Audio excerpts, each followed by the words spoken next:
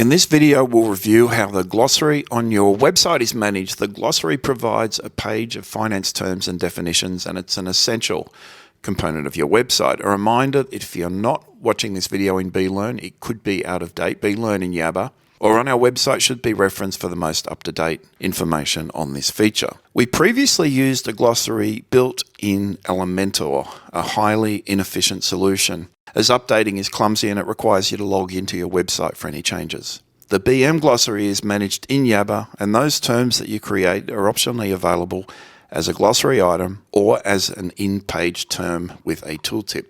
In this video, we'll look at how to manage your glossary, how to update the new format if you're running an Elementor version of the glossary, and how to create in-post glossary terms. The latter will automatically apply a tooltip over those terms on posts and pages that you have assigned for this purpose.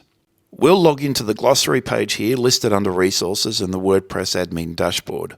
You can see that the former method of updating the glossary is a pain. By default, the page renders in an accordion style format. And as we'll describe in a moment, with the new format, you may alter the presentation of your glossary in virtually any manner of your choosing, with our preferred option being a standard text format.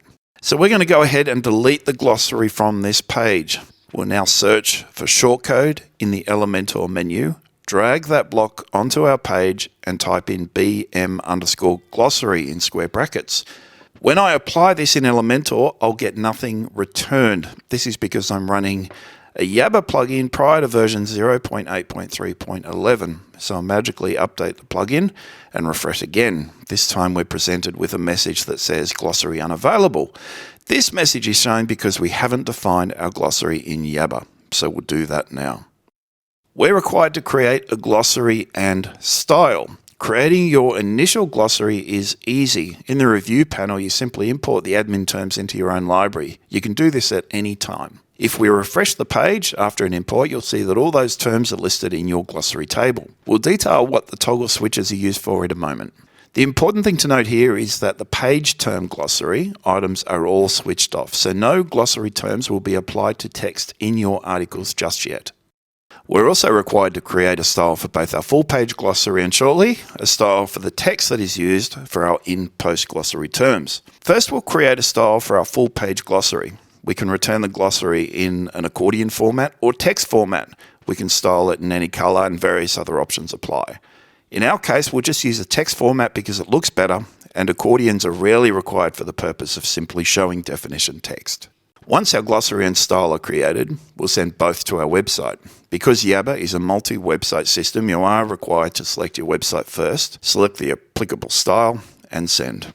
If we navigate our way back into our website and refresh the glossary page, you'll note that the glossary is now rendered. It's worth playing around with the style options to return something that you like.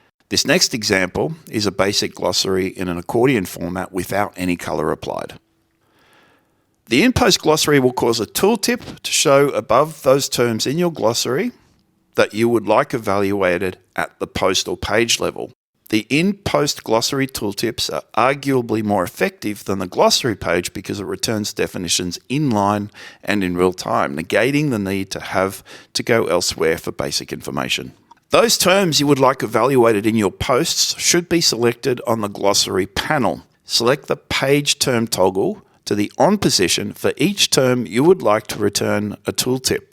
Be discriminatory because you only want more obscure definitions to render in an article. The active toggle disables that specific term for both your glossary and in-post evaluation. The manner in which the glossary term is returned to a page is also determined by you via styles. We're showing an article here on our website that introduces the tooltip, and it demos just two styles that might be applied. In both versions, we've codified the text, meaning it stands out from the text either side. Hovering over the term shows a tooltip with your glossary definition. The second option shows what we call a box format, in that text is inside a small style container. So let's now create a style in Yabba. In this case, we'll use a box format and codify the text.